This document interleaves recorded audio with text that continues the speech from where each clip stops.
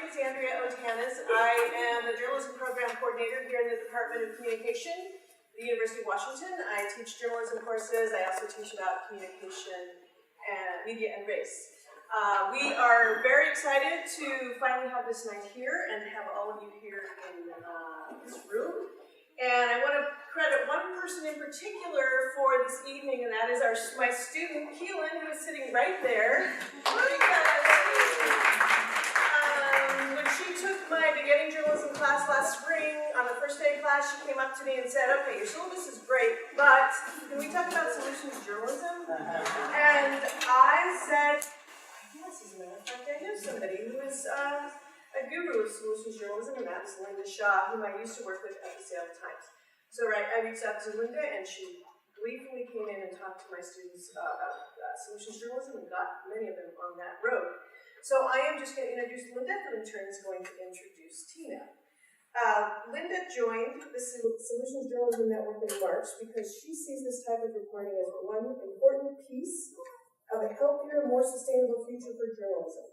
Previously, she oversaw the Education Lab project at the Seattle Times, a partnership with SJN that demonstrated the power that solutions journalism can have in improving communities. Linda now works with newsrooms in California, Oregon, and Washington that are working to integrate solutions journalism into their day-to-day coverage. Linda Shaw.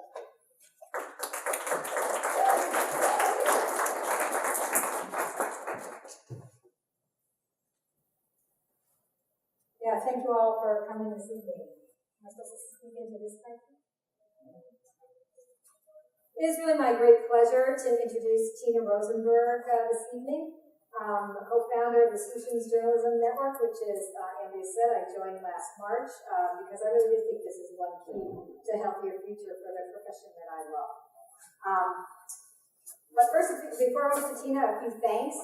I want to thank Andrea Otanis and the Department of Communication for co-sponsoring the event this evening, and David Domke, the chair of the department, who I don't think is here tonight, but made this night happen. And also Megan Jeffrey, who's outreach and alumni relations manager here in the department, who helped with, was just sort of an event planner extraordinaire and helped make this evening happen. So thanks to all of them. I also wanted to thank my colleagues, Allison Krupnick, who's here tonight. Allison? I'm here. Oh yeah, she's still helping.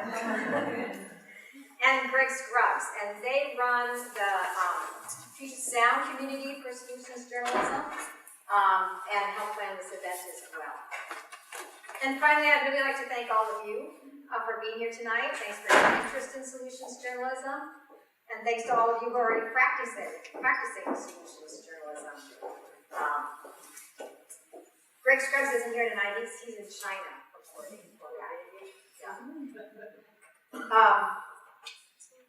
And if you haven't already, I just wanted to put a plug in signing up for the Solutions Journalism Hub. You can find that on our website. That's the best way to get access to all the resources we have to offer, and also to get news about, both locally and nationally, about the Solutions Journalism and the Solutions Journalism Network. So you're in for a treat this evening. Tina did not invent solutions journalism. She'd be the first one to tell you that. And many reporters, myself included, can look back on stories that we did that we would now recognize as solutions journalism, but that we really didn't have a name for. But Tina can take credit for really a significant increase in the breadth and rigor of the type of solutions journalism being done in newsrooms across the United States. In 2013, the Solutions Journalism Network is about a year old, and I was at the Seattle Times, and our executive editor, Dave Boardman, came and talked about doing this new partnership with the Solutions Journalism Network, and the Seattle Times ended up being the first big newsroom partner with the network. But fast forward 5 years later now, and the Solutions Journalism Network has worked with, I think, coming up on now 200 newsrooms across the country. A Solutions Journalism project at the newspaper in Chattanooga, Tennessee, has been a Pulitzer Prize finalist. Newsrooms like the Seattle Times are finding much needed revenue from news sources like foundations and other community organizations who are interested in this kind of coverage. And I think most important, readers are telling us through the amount of time they're spending on these stories and how much they're sharing them, that this is really valuable coverage they find very valuable. So Tina has a really long list of journalism accomplishments. She was a reporter and an editor, columnist at the New York Times, and an editorial writer at also. She was a MacArthur Grant recipient. She won the Pulitzer Prize for her nonfiction book, Facing Europe's Ghosts After Communism. But when she talks about, what's most valuable to her in journalism, she talks about solutions journalism. She has a story about that I think she'll share with you tonight, but I'll just give you a little sneak preview by saying that's the story that will go on her gravestone. So please help me in welcoming Tina Rosenberg.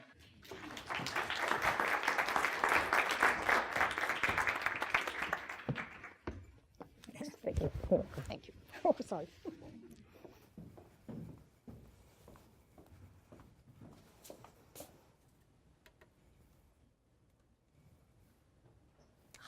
Magic. Thank you, Linda, for that wonderful introduction and for being such a fantastic journalist and now such a fantastic colleague. Thank you to Andrea for hosting us tonight, to Megan, who has done a tremendous job in organizing this, to Allison and in absentia Greg, our colleagues who work here in the Puget Sound chapter, and to all of you for coming today. I want to start out with a warning, which is that my colleague David Bornstein often tells a story that he once asked Muhammad Yunus, who was the founder of the Grameen Bank, and David wrote his first book about the Grameen Bank, to what he attributed his success. And Yunus answered, "I'm not afraid to repeat myself." Neither am I, and so I want to apologize in advance to some of the folks here today who may have heard not all, but some or most of what I'm going to say. And I hope that you will find new riches in my words the second time around.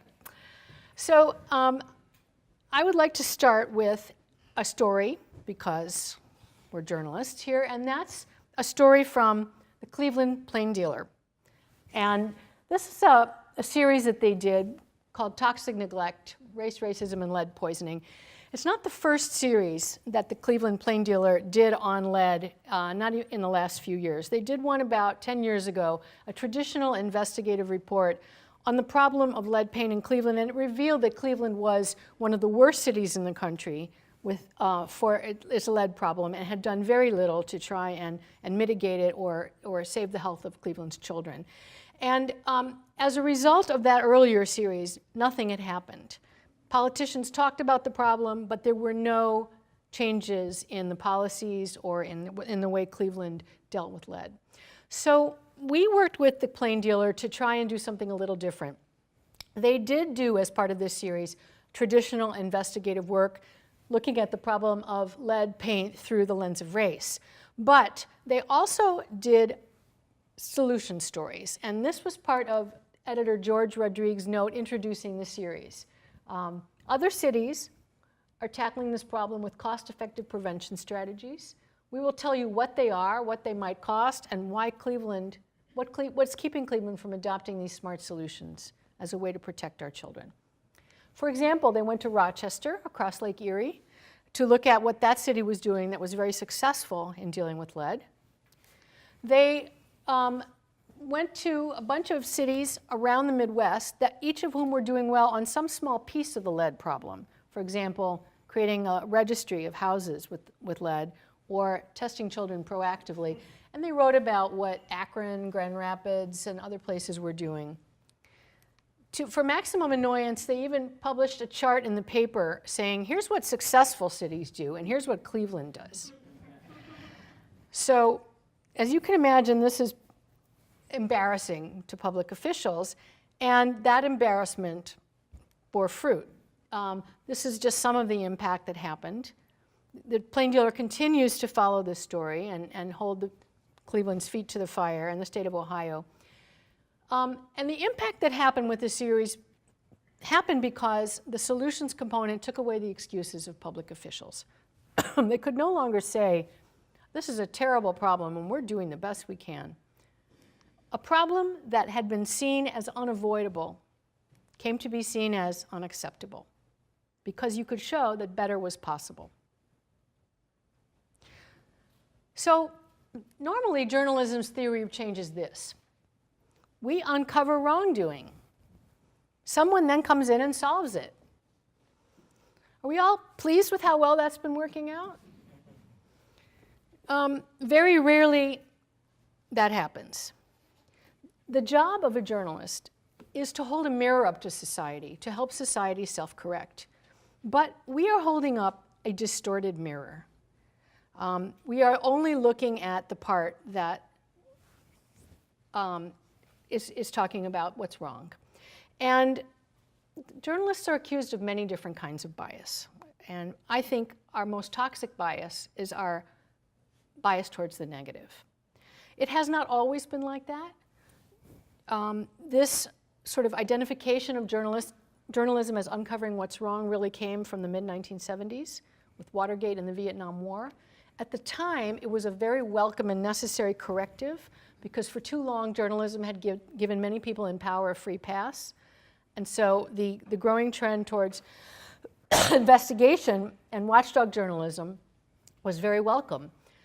It still is welcome, but we're at the point now where for journalists, uncovering what's wrong is practically our entire job description.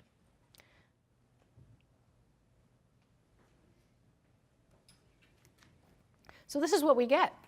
I don't know if you can read that caption. Can you see it in the back?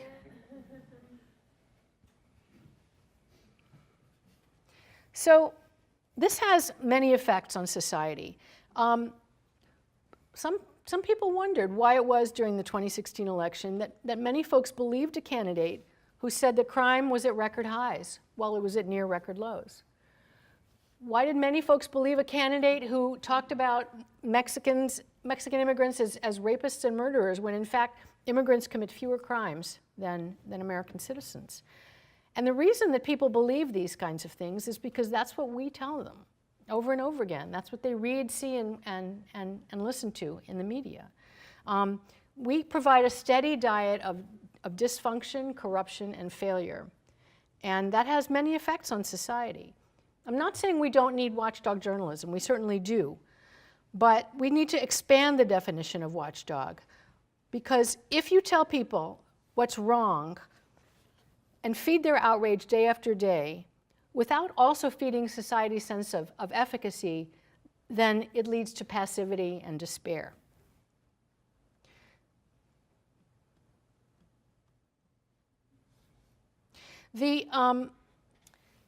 The change in journalism in the mid-1970s is associated with a steady decline in trust in America. And there's probably many reasons for that, but it's possible that one of those reasons is that we are showing people that there's not much to be trusted. Obviously, there's been a decline in trust in government institutions. There's been a decline in trust in the media, which we all know about and lament. But probably most worrisome, there's a decline in our trust in each other. In 1972, 46% of people agreed with the statement that most people can be trusted. By 2012, that was down to 32%. So we at the Solutions Journalism Network think that solutions journalism is one antidote. And briefly, what is solutions journalism? It's journalism that meets these 4 definitions. All journalism has people in it, but it features not just the person, but a response to the problem. And you're usually using the character of the person to talk about how that response happened. You show them working, you show them in action. Second, it provides available results, evidence of results. Solutions journalism is not content with looking at somebody's good intentions. It wants to know what are the results, what is the effectiveness, what happened with this work. Third, it tries to surface insights, valuable information that society can use to change, not just inspiration. And sometimes solutions journalism isn't inspirational at all. And fourth, you're not celebrating a response to a problem, you're reporting on it. You're discussing what's working about it and what's not working about it. There's no such thing as a perfect program, so no one will believe you if you claim there was. So you have more authority and credibility by making sure you discuss the limitations. When the Solutions Journalism Network started, we needed the authority and credibility and legitimacy and visibility that came from having partners that had those qualities, and we turned to the Seattle Times and David Boardman. And the first project was Education Lab, and this was their very first story. And you can read the caption. The important line is the last one. So what happened at this school that raised their test score so suddenly, and could it be replicated elsewhere? EdLab still thrives. It's gone through years of producing high-impact journalism on education that has changed the discussion in Seattle and resulted in changes to many laws in the city and in the state of Washington. Now there's also Project Homeless and Traffic Lab, also solutions-focused labs at Seattle Times. But other media in Seattle also do some solutions journalism, like Grist, Crosscut, Yes Media, and I think we have some folks from Yes here today. International Examiner, which did this great story on how Vancouver preserved its Chinatown in the face of gentrification. And I believe that there's somebody here from the International Examiner today. And the Finding Fixes podcast, definitely we have folks here from that. Also from the Investigate West and Pamplin Media Group, their work on concussions, and I think we have somebody there from here too. So that's some examples from the city of Seattle. There is, surprisingly enough, also solutions journalism practiced elsewhere. And Linda referred to one of the projects we're most proud of, which is the Poverty Puzzle from Chattanooga. This was a project that was a 7-part series on institutions inside the city of Chattanooga that were trying to do something about poverty and social economic mobility, trying and mainly failing. This was not feel-good reporting by any means.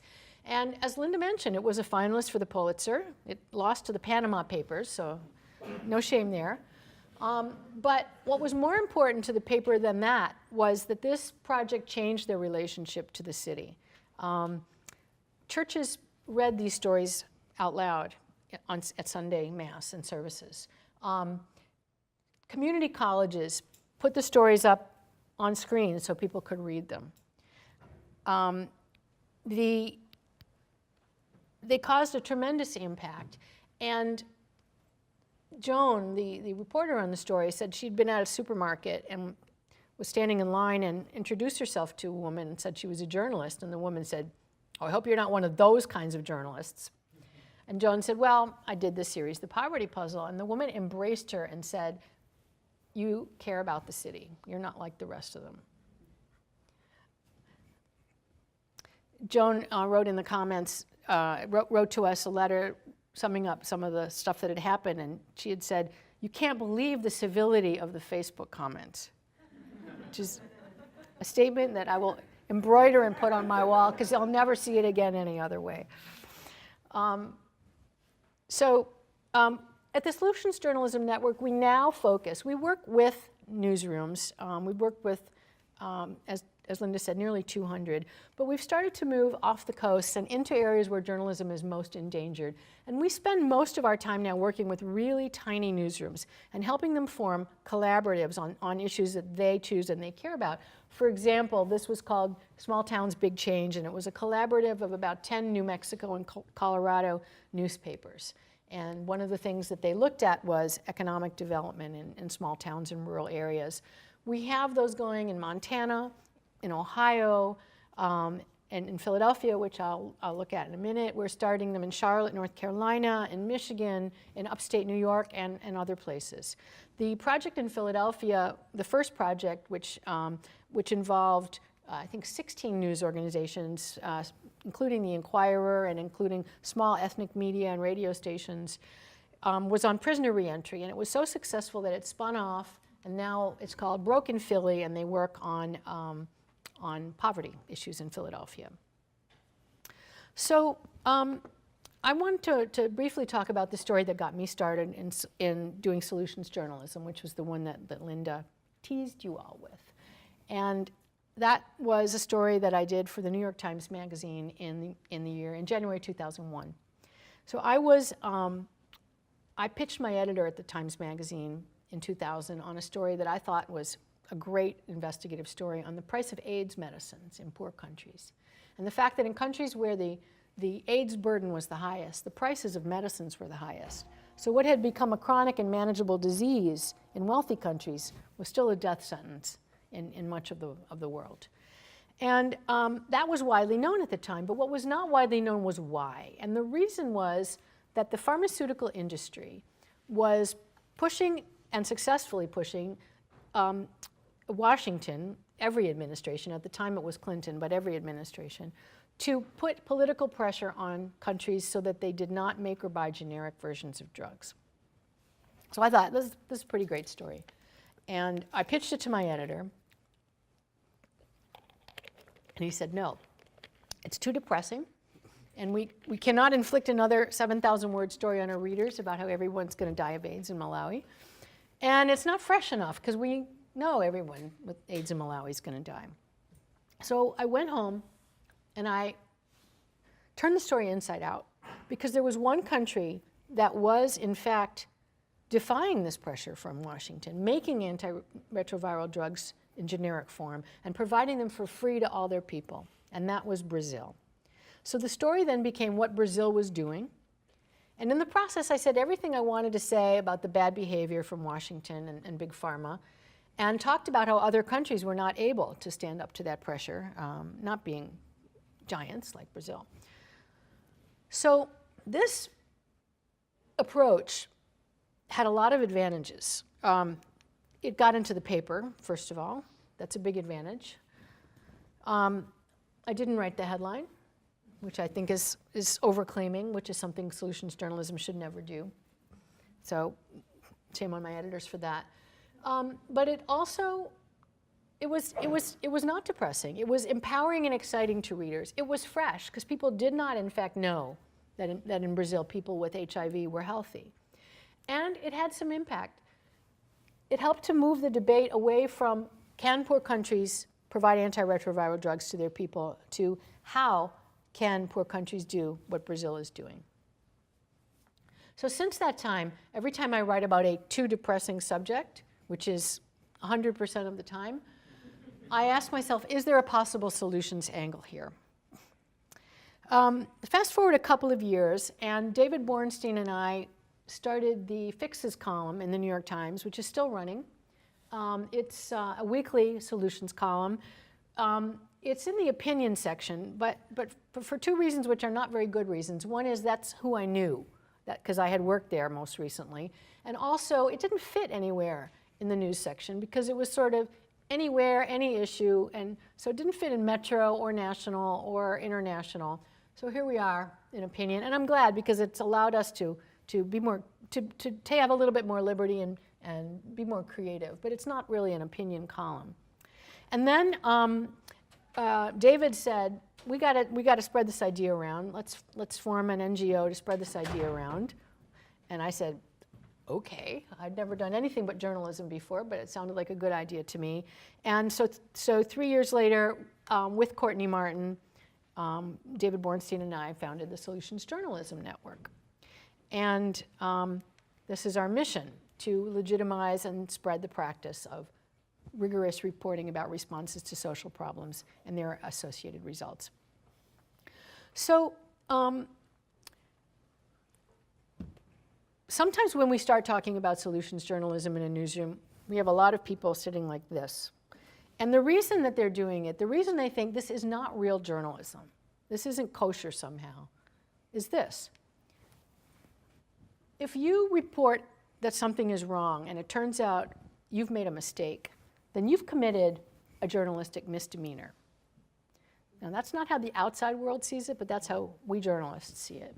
If you report that something is working and it turns out you've gotten it wrong, that's a felony. The worst thing a journalist can do in the eyes of our colleagues is to be seen as soft.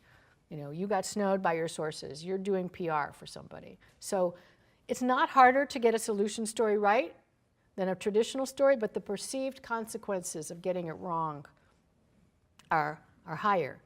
And so even journalists who are tired of writing negative story after negative story, which is most of them, we don't like writing them any more than our readers like reading them, with nothing to vary that diet. A lot of people are afraid to try this because they don't want it to come out sounding like cheerleading or advocacy or fluff or public relations. So our job is to show them specific techniques for doing these stories with high standards and with rigor. So we have newsrooms now that we've worked with. I think now it's 185 or maybe a little more than that across the United States. We also have very strong partners in the UK, in the BBC World Service and The Guardian. We work in Europe, mainly in Central and Eastern Europe. We've done a lot of work with newsrooms in Czech Republic, Slovakia, Poland, Hungary, Romania, even Belarus, just challenging. And a lot with, we have a project going in Africa with our partner Science Africa that works with health journalists there, and we're starting a big push into Latin America. So, and these are all people who came to us. We have not sought to work overseas, but we've been contacted, and we've had very strong local partners in all those places, so we said, why not? The resistance that we thought we would have to this idea has not really materialized, and one reason is our timing. 20 years ago, nobody would have paid the Solutions Journalism Network the slightest bit of attention because everything was great. Journalism is a very defensive profession. It's hard to change us. But now we're not in that position anymore. I mean, we have these overwhelming twin crises, an economic crisis of longstanding and an existential crisis, which is probably also of longstanding, but we didn't know about it until November 8th, 2016 at about 10:30 at night. And now we know we have to change or die. And so there's a lot more receptivity to solutions journalism than there would have been otherwise. One thing that we do that I'm really proud of, which is a great product, is our Solution Story Tracker. It's a database, searchable, tagged, of solutions journalism. Many stories by our partners. Some stories had nothing to do with us. We just stumbled on them and uploaded them to the tracker. So it summarizes them, tags them, and then links to the story on the original website. Here's some of the ways you can search. Issue area, success factor, by the journalist, news outlet, location, etc. It's a really useful tool. We also have great tools on our website, like our learning labs. Our basic toolkit now is in 11 languages, with 3 more to come. And we have lots of other toolkits and are working on more. We have our Solutions U platform, which uses the stories in the tracker as the foundation for professors and students who are teaching and learning about social change and social entrepreneurship. So this is just a couple months old, but it's in use in at least 90 courses. Thousands of students have signed up, a few hundred professors, and they are uploading in turn things like lesson plans, course outlines, discussion questions to help others be able to teach social change and social entrepreneurship. And just one more project I want to mention that's a lot of fun, which is our work with Google. The first thing we're doing with them is tell me something good. If you have Google Assistant on your phone or on a home device, you can say, hey Google, tell me something good, and it will read you a summary of a solutions journalism story and then link back to that story on the original website. So I want to talk a little bit about how our partners are using solutions journalism, what they're using it to do, what they're accomplishing with it. And the first one is to have more impact. And I've talked about that already with the Cleveland story and stories like that. By taking away the excuses, you add to the impact of your journalism. Second is more engagement and more audience. And Exhibit A is the Seattle Times Ed Lab. The American Press Institute did a study of comparing EdLab stories on education to regular education coverage in the Seattle Times, and they found that the EdLab stories had double the page views, nearly double the time on page, more than triple the social shares. The Guardian has a vertical called The Upside, which is solutions journalism, and 1 in 10 readers of an Upside story shares it on social media. This is a video from Fixes. It's fantastic. I had nothing to do with it because I know nothing about doing video, but it was in the Fixes column, and it was the most shared video on the website of the New York Times in 2017. Another thing that people are doing with solutions journalism is getting people back into the habit of engaging with the news. This is not going to be a surprise to anybody, but by far the biggest reason that people stop engaging with the news is it's too damn depressing. Relentless negativity has a negative effect on my mood. And this is research from the Reuters Institute. The Associated Press did a study in 2008 of how young adults consume news, and they found the same thing. But they also found that when there was a solutions component, people tuned back in. They were more receptive and attentive to that information. Some more research. In a 2011 study of articles from the Times Most Emailed list found that positive content is more viral than negative content. A lot of people feel that negative content is more viral because it produces outrage or fear or anger.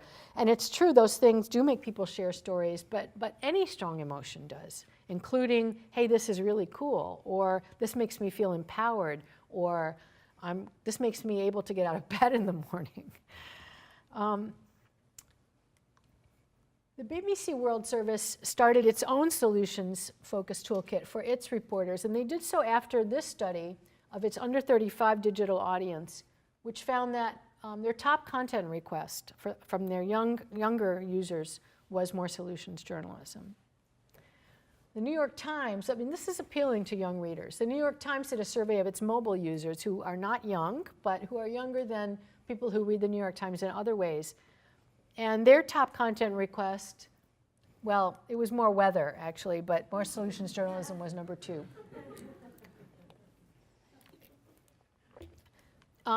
The Engaging News Project at the University of Texas did a study comparing 2 forms of a story, and you can see the difference. The ones with the solution story, people felt very different after reading them, including I would read more articles from the same newspaper. So, engagement. One of the partners in the Montana Gap project is the Shoto Montana. And this is a tiny town, like 3,000 people, and they were very concerned with the increasing drain of young people. And so the paper did reports on this, and then they hosted this collaborative project on economic development, a public forum where people told stories and reflected on how other towns had been doing a better job on this. And they had this ongoing process of trying to figure out what Shoto could do to keep its young people to keep its young people in the community. So this is an example of a kind of engagement. Another thing that journalists, that our partners are doing is building trust. And this isn't something a lot of people thought about until a few years ago, but now it's like job one. The Tao Center at Columbia University did a focus group of people from South Los Angeles who said that we want more solutions journalism because we don't like the way our community is covered. And that is an incredibly common sentiment among any group that feels itself to be marginalized. You knock on doors in inner city Chicago and they'll open the door and they'll say, you're here to talk about gun violence. And then they'll shut the door. And gun violence is a part of life in many communities, but it's far from everything. And people are tired of being portrayed as a community that only has gun violence to deal with. They want people to see, they want journalists, they don't feel reflected or respected by the news media. They want the news media to show them more fully and to show what they are doing to try to solve their problems. One of our partners is the Montgomery, Alabama paper, and the first time I went, I asked people there, what do you think of mainstream media coverage of Alabama. And they all said, we hate it. It's terrible. Well, why? Because you always make us look like ignorant yahoos. And I said, okay, so what's inaccurate about that? Which was indelicately phrased, but they thought about it and they said, it's not inaccurate. We do things that make us look like ignorant yahoos. But we also do things that don't, and you're not interested in those things. And we wish you would be, because every time you come down here, you look for people with 4 teeth.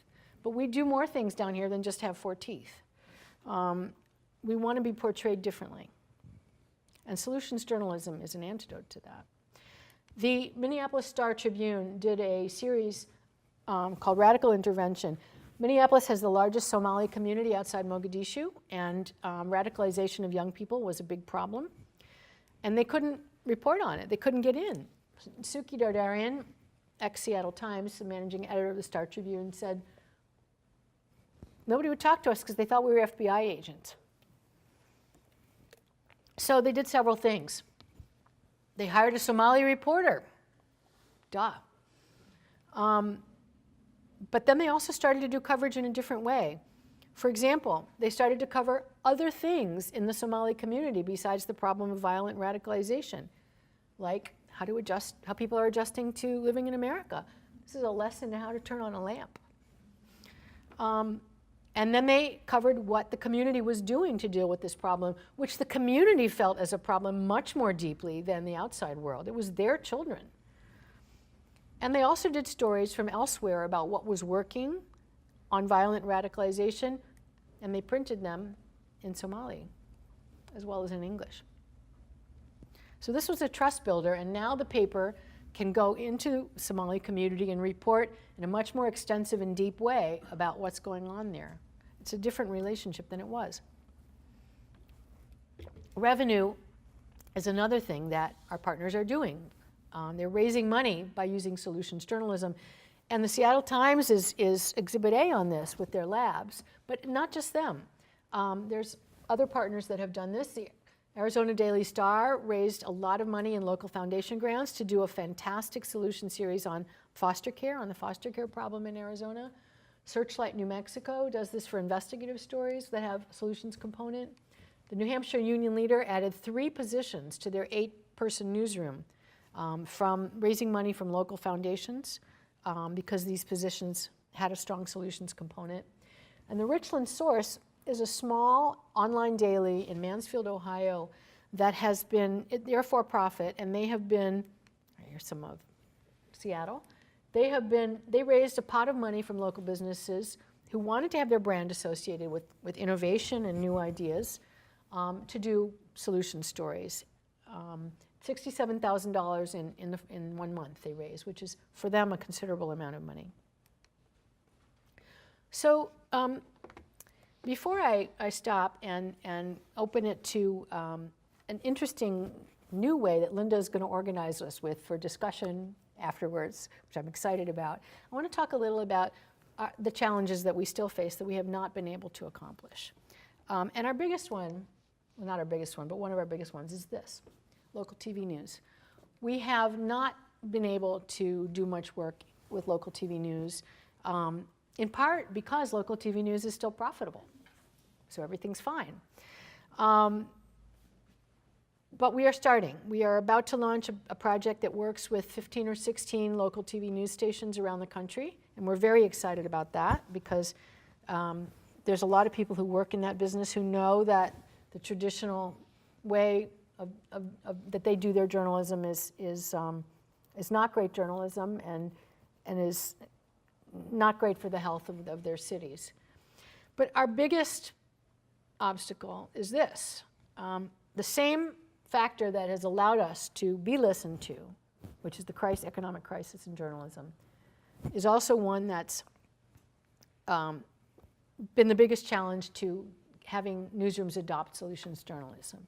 A lot of them want to do these stories, but the problem is resources. It's not hard to do solutions journalism, but it's hard to not do other things in order to free up resources to do any kind of enterprise work, including solution stories. So a lot of newsrooms that like the idea of solutions journalism like it in theory, but not yet in practice. And this is one thing that we're working with. Many of our partners are managing scarcity, are dealing with their declining resources by deciding that they are going to focus what they do have left on the most high-value projects that they can do. For example, the Baltimore Sun decided to revamp its metro coverage, so it was basically enterprise stories and briefs, and nothing in between. And I don't know if they're actually still doing that, but that was what they were doing a few years ago. And that's a reasonable response to the dwindling numbers of people in our newsrooms and the lack of resources. Let's give readers the highest value stories we can give them. So one phenomenon that is going to be accelerating that is the collapse of advertising as a business model. That's going to put an awful lot of newsrooms out of business. We've seen that already, and it's accelerating. A lot of others have gone from 40 people down to 7 people, from 200 people down to 50 people, or from 10 down to 2. And, but those that will survive, the newsrooms that will survive, are going to survive because they've shifted to a business model that no longer makes money from selling readers' attention to businesses, but makes money by selling journalism to readers. And that is a good development, because readers will buy journalism when you produce something of value. So that is a development that can actually lead newsrooms to do more high-quality work, more enterprise journalism, and more solutions journalism. So one of the perks that I get in this job is that I get to see across America many of the fantastic innovations that newsrooms are doing to improve their business model, their audience engagement, every aspect, and especially their news product. I mean, there's been tremendous change in journalism in the last 20 years, but very little of it has been in the content and the news product itself. Most of it has been in the delivery system. But there is now attention to thinking about what is it that we should be doing? What is our definition of news? How can we best serve our readers? And the answer to that is to take our scarce resources and use them in the highest value way we can. And that's better for us in many, many ways. It's better for society. It's better for our bottom line. It's better for our relationship with the cities we serve. And it's just truer journalism. And that's what happens when we tell the whole story. Thank you.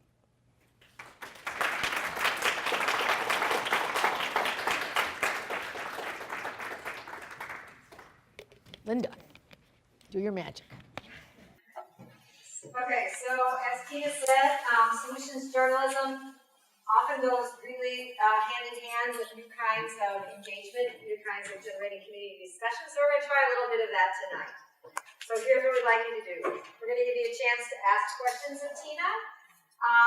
But here's what we'd like you to do first.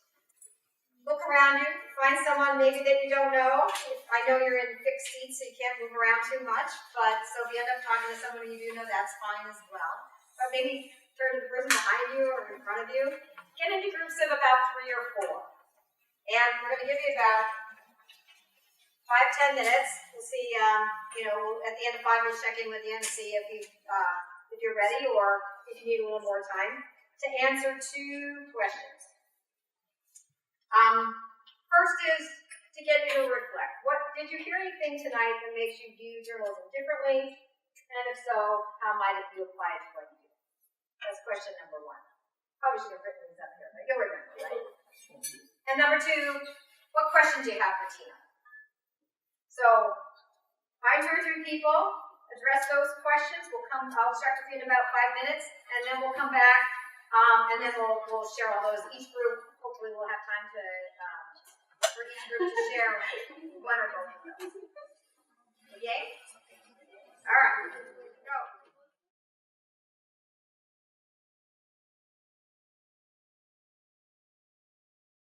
Okay, so answer to the question and/or a question for Tina. What group wants to go first? You're all talking a lot there, so I know there's some stuff out there. Okay, wait, I gotta give you the mic. Get the magic. interesting looking mic.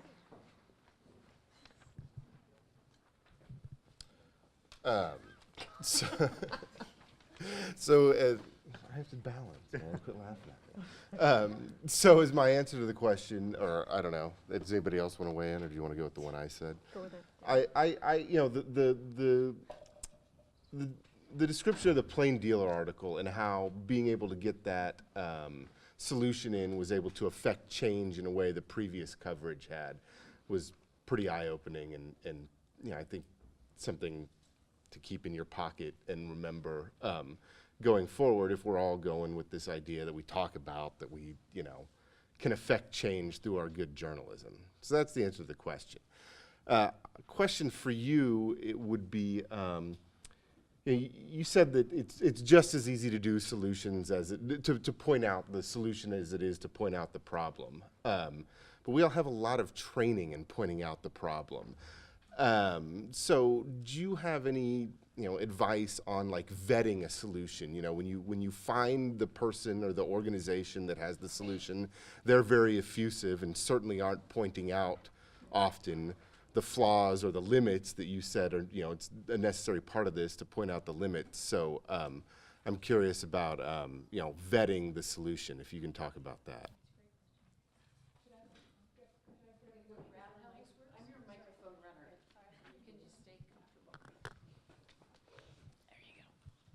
Yeah, thanks. That's a really great question, and something a lot of people struggle with. And so I think that there's two different ways of finding solution stories. And one of them is finding a program that's effective. And this is when your issue comes into play, because, here's what they say, but I've got to do a lot of research to make sure that their claims are correct, and talk to a lot of people and do a lot of vetting to make sure their claims are correct, which is possible to do, especially if you're doing something local, or especially if it's on a beat that you cover all the time. It's sometimes not that hard. There's another way, though, that I think is better and I think yields better stories, and that is to work backwards from data. When I try to find a solution story, I think about the problem, and I make a list of all the little pieces of the problem that really matter. And every problem is made up of dozens of smaller parts. Homelessness, for example, is actually lots and lots of problems. There's the problem of kids who have to move school all the time because they have no stable housing. There's the problem of people who are sleeping in their car. There's the problem of veteran homelessness. There's the problem of child homelessness. There's the problem of, clothing for people in the winter. There's endless numbers of small pieces. So choose pieces that are important to your community, that really are important bottlenecks in solving the problem in your community, and look for who's doing better on those pieces. And we're not talking about a program. We're talking about a city. Or if it's a neighborhood level issue, then a neighborhood. But there's very often data. It may not be numbers, but sometimes it is, where you can see that this city or this hospital or this institution is a positive deviant. They're doing better than everybody else with the same resources. And that's a great way of doing a solution story, because first of all, it saves you a lot of investigative time. You're going to use databases that you trust. And if you trust them enough to look for the worst performers, the problems, you can also trust them to identify who's a good performer. And then it's your job to report on how that positive deviant came about. What is it that they did that other folks did not do? And what that gives you is a solution story that is equal in weight and heft to the particular part of the problem itself. So you don't end up with the problem of having a 3-ounce solution to a 5-ton problem. Does that make sense? Okay. Okay, who's next? Why don't you get, oh. All right. You're out of a job, Allison. Thanks. I don't want to speak for our group, but kind of think that I guess the first question is how this could be applied to something you do. And I guess my first question is solutions journalism something just restricted to newsrooms, or do organizations, nonprofits, is this something that they can also look at as a way of telling their own story? And then my other question that I have for you from your presentation is, as you talk about partnerships and how different foundations and corporations fund stories, how does the reader know that they don't have undue influence? And I guess a corollary to that question would be, is what do they get out of it? Since they're not, what do they get out of it? I guess a more cynical question is, what do they get out of it because they're not buying advertising, so to speak? That's 3 questions. Did everybody hear him? I could barely hear him. One is this something that nonprofits and organizations can use, or is it just for journalists? Is that question 1? Right, just for traditional media. Another question was, in terms of partnerships, how do readers know when a story has been funded, and why would a funder fund a story? Is that it? Yeah, how do they know that the funder does not have any Undue influence, right? on the story, and then Okay. as a funder, what do I get out of it? Okay. Okay, great. As a funder, what do I get out of it? So the first question is, we work with all sorts of newsrooms. I mean, as I've said, TV is sort of an exception for us, although we hope it won't be. But we also, I mean, every kind of newsroom, digital, the entities formerly known as newspapers, radio, you name it. We also work with individual journalists. We have programs that work with freelancers. So any kind of journalist can use solutions journalism as long as they're reporting on a problem that's widely shared. We don't work with NGOs, although we work with nonprofit newsrooms. We work exclusively with journalists. But I'm sure, NGOs probably like to tell their story using solutions anyway. I mean, that's sort of natural for them. How do readers know when a project has funding? Well, it's the newsroom, and every responsible newsroom is going to say that. It's going to disclose it. And also every responsible newsroom will have a relationship with that funder where the funder is very clear on what they can and cannot do. And I don't know of any serious newsroom that would allow a funder to dictate coverage. Yeah, would they review a story, for instance? Would they review a story? No. No. Can I make a comment? Do you guys have comment on sorry. Can the Seattle Times maybe comment about the relationship with Alaska Airlines on some of the stuff for you? Because Alaska Airlines doesn't have an inherent interest necessarily, or would not appear to, in education and whatever, right? I'm not from the Times, so I'm just. Linda could do. Just a would thought. you rather? I mean, it's I don't want to horn in. I mean, I think that answers that. You might know better than me. I'm happy to, or Sorry. Hey, I did work for the Seattle Times for many years and with the Education Lab project. I think, that the Alaska Airlines was a sponsorship, and Michelle can correct me if I'm wrong here. Yeah, you just answer. Hi, I'm the managing editor of the Seattle Times. Hi, Phil. I'm Michelle Matassa-Flores. So Alaska Airlines is actually a kind of a minor point for us when it comes to external funding. We've been growing our community funding of journalism over the past 5 or 6 years. It started with Education Lab, and that was a very controversial idea at the time that the Gates Foundation started funding some of our education coverage. We do, to answer the question, disclose on every story that has outside funding where the funding comes from. We also have a relationship with any funder where we make it very clear they don't have control over what we cover, how we cover it. They don't review stories. They won't always like what they're going to see. We say that right up front. We have, on one occasion I know of, lost a funder because they didn't like what we were doing. And we weren't even writing about their particular industry. But yeah, we kind of parted ways. So the independence is really paramount for us. That's a really big deal. And it's kind of a line in the sand for us. That said, we have had a focus on homelessness, education, and traffic and transportation in this region we wouldn't be able to have if not for the funding arrangements.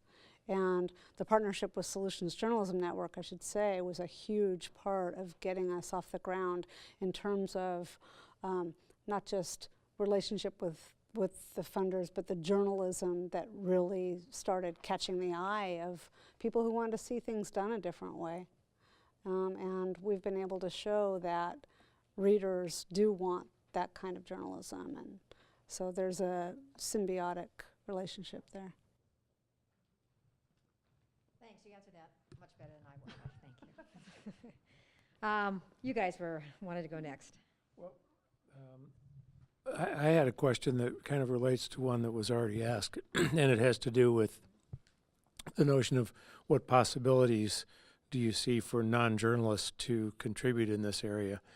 And I understand your answer to be that that's not necessarily what you do through Solutions Journalism. You work through journalists.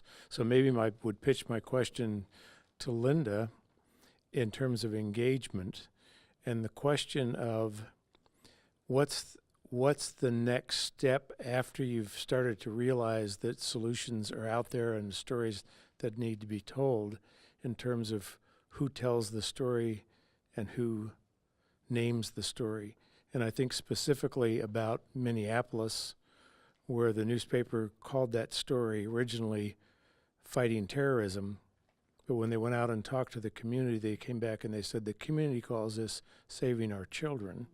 And that's the turning point that led to all of that. I just have this feeling that more people are going to be contributing to these kinds of, and I asked this question in part because I'm with two people who are not journalists, but who are wanting to tell stories and wondering where do they go. So I guess that's, Linda, can you say anything about those possibilities?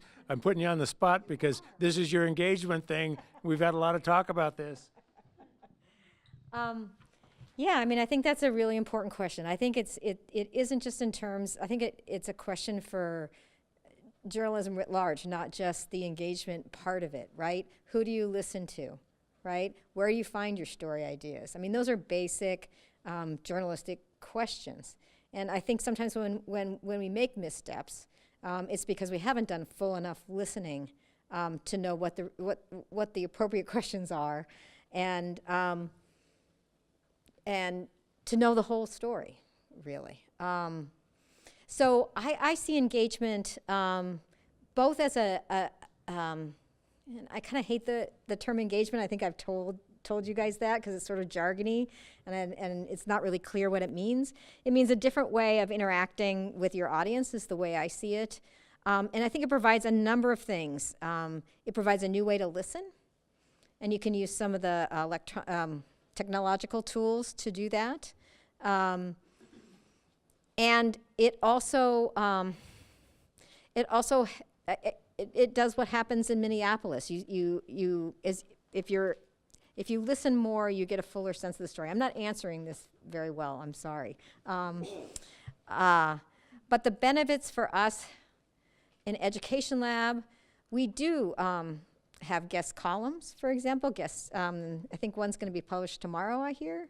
That's directly from folks. So we try to get individuals' voice. Actually, let Dahlia answer this. Dahlia, do you want to answer this? Or Scott? Or Mo? We have 3 engagement editors for the Seattle Times sitting right back here. I'm a former education Oh yeah, sorry, former engagement. Sorry. editor for Education Lab, and Mo is my successor. But the way I used to tell people about my job is that I listen to people outside of the reporting process because it can be sometimes transactional. You file a story, and oftentimes you just catch people at a certain snapshot, and then you don't talk to them again, or you don't go back to that community until the next time you have a story. So what we... The mic isn't helping. It's just recording. Okay, you want this closer. Okay. So that's essentially how I used to explain it, is that there's someone there to listen who's not necessarily a reporter who's going to put what you said in a story, so they can give you feedback about what you're reporting on, and that's something you can pass on to a reporter in the future, or do something different with it, or give people the opportunity to tell their stories in a way that that suits them. So maybe someone doesn't make the best source, but they can get up on stage and they can tell the story, or they can write to you, and you can publish that. So it's more flexibility. Can I ask a question? Yeah. Quick one. Oh, sorry. I wanted to ask Tina. You talked about you have a lot of examples, and the resources are the same. Resources being the same, who's doing better?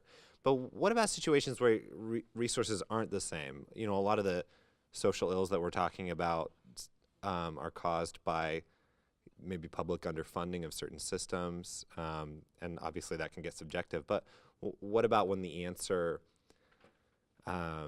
is just that this system has been underfunded? What do you do when like one of the biggest problems is a lack of public funding? Ooh, I don't know. Well, I wrote a story recently. What? No, I don't want to get subjective about it, but I wrote a story recently about a program that runs in a rural. It's for homeless youth, and it's runs on a shoestring budget. It's really, really tiny, even for a nonprofit. And people there was one person who criticized me for like lionizing these people who run nonprofits on shoestring budgets, and they said, this could be seen as kind of a boutique program that works for it. It's a fix, but the problem is still so big. Youth homelessness in this rural county, the problem is still so big that you would need to fund it at 10 times its budget. And I think that's a little awkward to say in a story. I never said that. I said that this nonprofit runs on a tiny budget, but I didn't say they would like more funding, even though the founder said to me, yeah, imagine what I could do with 5 times this budget. So what, where do you think that role, where does our role lie in that kind of sphere of like talking about where more funding might be needed? How do we talk about budgets? Is that what I'm asking? There you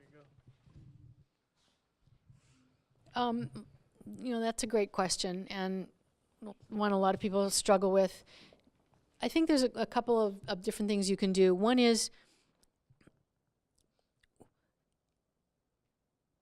you can do solution stories about the political process. It's not a tool you'd use for breaking news, but problems in the political process are widely shared problems, and you could do a solution story about that. So if the key problem was underfunding or lack of political will to allocate resources here instead of somewhere else, then maybe you could find a place where citizens organized and managed to change the way government allocates money. That's one possibility of a story. Another one is just to acknowledge that here is a city that has done a better job on this because they've spent money that Seattle is not willing to spend. And just say that in your story. It's the resources being comparable isn't necessarily the resources they allocate, it's the resources that are available. So you wouldn't, if you lived in the Bronx, which is the poorest urban county in America, right next door is Westchester, which is one of the richest, you're not going to say that, Westchester's funding stuff that they're not comparable in that they can't allocate equal resources. But other cities like Seattle do, but Seattle if you choose not to, then that's a different issue. A city of comparable wealth to Seattle that's putting a lot more money into the homelessness question, that's a legitimate story. And why is Seattle not doing that? That's a legitimate question to ask. Sorry, I didn't say that very well. Did that make sense? Okay, I want to answer the engagement question better, now that I've had a little time to think. one of the things because I feel passionately about engagement, it was really one of the things I enjoyed most about the Education Lab project. And part of that was remembering that as journalists, when we finish a story, like we're on to the next. And we have to remember that, you know, we feel like we're at the end. But for our audience, they're at the beginning, right? And there's an important role for us as media to foster the conversation that comes out of the story afterward, and not to just move on to the next and, you know, not be involved in that conversation for a couple of reasons. First, if our role is to generate more community understanding and better community conversation, it's important for us to be part of those. Are we doing better now, Peggy? Yeah. And the second is that we learn from that, right? We learn information that helps us better the next story as well than if we don't listen. So now I'm feeling much better. Who's next? I was more going to make a comment, but I don't know. I want to question Tina's last comment that she made. How do you do what you just said without getting into giving opinion writing? It felt like if he has to be really careful not to pass judgment in his story, how does he get around that and still write without saying Seattle's not spending enough money? And, you know, him making that conclusion. Did everybody hear that? So, I mean, I think you could do the story and keep it perfectly within the bounds of rigorous journalism and not advocacy, by saying that Seattle has historically been, I have no idea, I'm just inventing this, okay? I'm just positing that this is the case. Seattle has historically been funding homelessness at this level. There's been a lot of criticism that it should do more. You know, other cities spend more. Let's look at one that does and what they buy with that. And, you know, we're going to take a look at what San Francisco spends and how that has helped them solve the homelessness problem. You haven't said anything in there that's not a fact. And you're also going to talk about what San Francisco's not doing right. I mean, perhaps they're misspending some of their money. Perhaps they're not spending. People think that they should be spending more. I mean, you're not celebrating San Francisco. You're reporting on what they're doing. But in the course of that story, you compare it to what Seattle's doing. The first thing you said, though, I know you're just making it up, but Seattle's been criticized for not spending enough. Seattle's also been criticized for spending it wrongly. Mm-hmm. So say that in your story. Yeah. Well, to the first part, I loved what you said about when you present solutions and stories, you remove the excuses. You can no longer just print the excuse. You have the evidence to back up something else. So that was great. But I am concerned, and I wonder if you have a concern that the solutions journalism movement runs into a wall whereby the decision makers who can choose a solution choose not to believe what the solutions presented to them are. And this is a reality of journalism today that we see coming from the top down.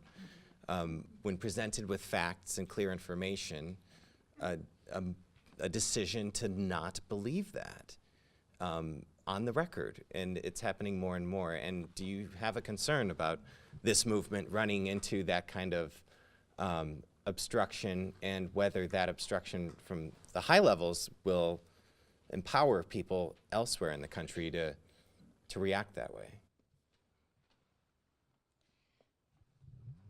Thank you for that. I mean, like everyone else, I'm worried about a situation where we not only have each of us have our own opinions, but we now each have our own facts. I mean, that's not good.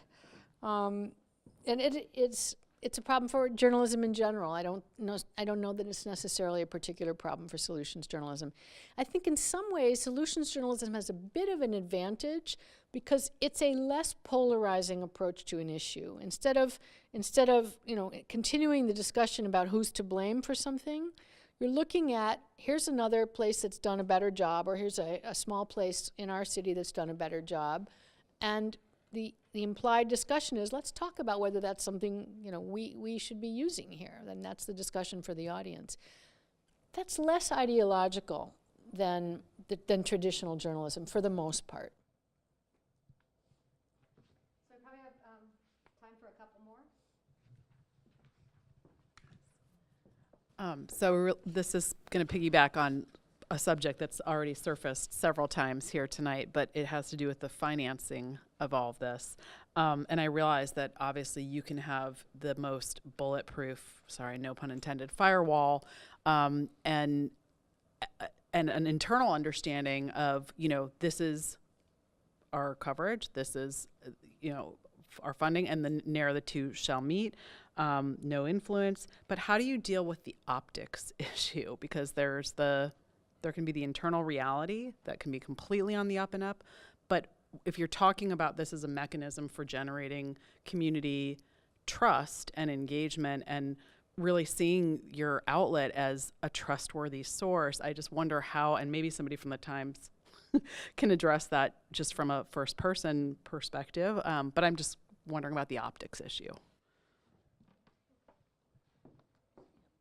I want to turn it over to Linda to talk about how how EdLab dealt with this, but I want to say one thing first, which is this is not a new problem. This has always been a problem with advertising. Yeah, I mean, I won't put Michelle on the spot again to answer this question, but I think about this. I mean, all you can do is be as transparent as you can be, right? And tell your audience who's funding it, tell them what the rules of the game are. Really, we haven't had a lot of pushback on that with Education Lab. We actually expected more than we got. And what I always say to people is, look at public radio. Public radio really pioneered this well before newspapers did. I mean, it's not just the membership model. It's all the sponsorships that you hear every day on the air. This is brought to you by the Robert, what? Let me get the name of it. Yeah, how many times have you heard that on public radio, right? So they've been able to do that with still a high level of trust, relatively speaking, I guess, in this news environment, in their news product, right, without damaging their role as an independent news source. And so why should it be different for newspapers? How's that, Michelle? Is that good? All right. All right. Yes, and we always felt like, the stories had to speak for themselves, right? I mean, I think it was going to become really clear to readers very clearly if we were just, looking uncritically at issues that were our funders were involved with. Yeah, and we didn't do that. We wouldn't do that. I would not be doing that project if we did that. Yeah. I know that. I think that's. Yeah. All right, one more. And you guys forgot the comments. All right. Comments as well as questions. Who wants to ask have the last comment or question? Who are you pointing to? Okay. Aaron.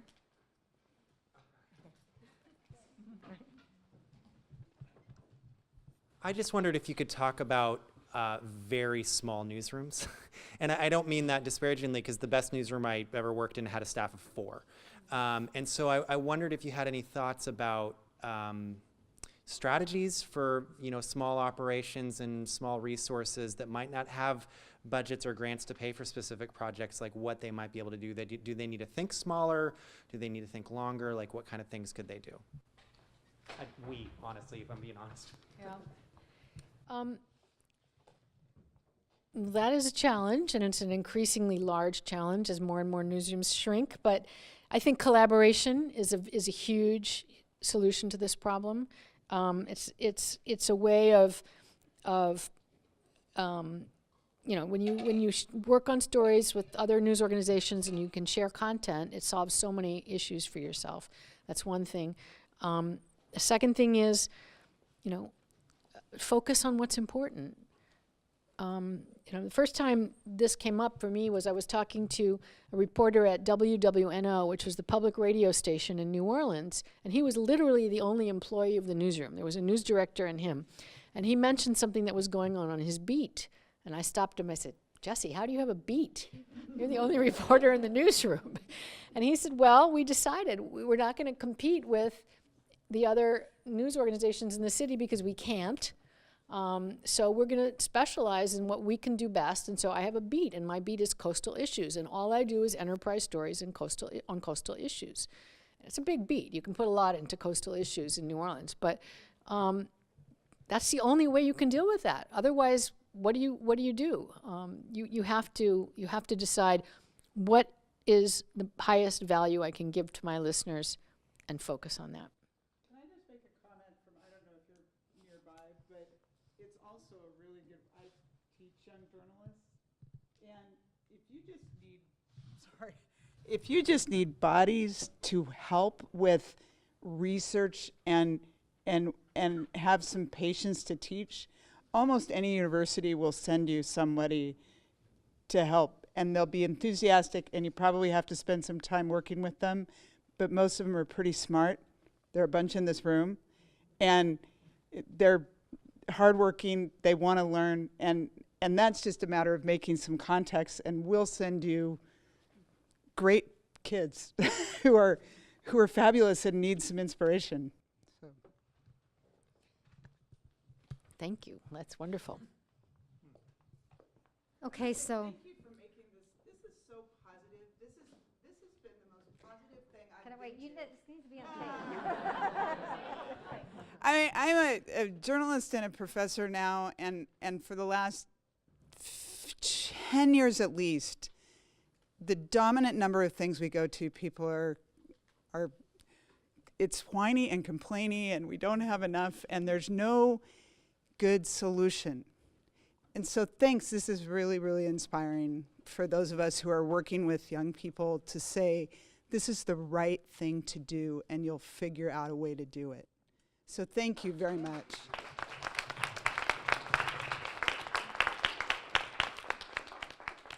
Well, thank you all again for being here. I'll put one more plug for the Hub. Please sign up if you want to stay in touch with us. It's free. It takes 5 minutes. And please fill out the evaluations. Just leave them on your chairs. We'll pick them up.